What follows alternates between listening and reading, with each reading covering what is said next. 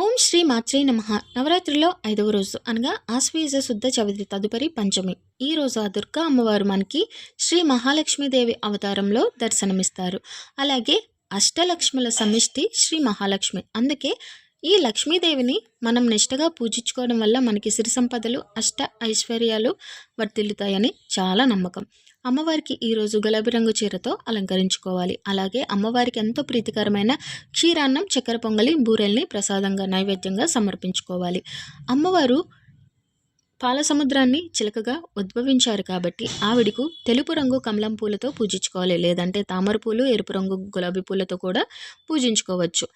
ఈరోజు అమ్మవారి మంత్రం యాదేవి సర్వభూతేషు లక్ష్మీ రూపాన సంస్థిత.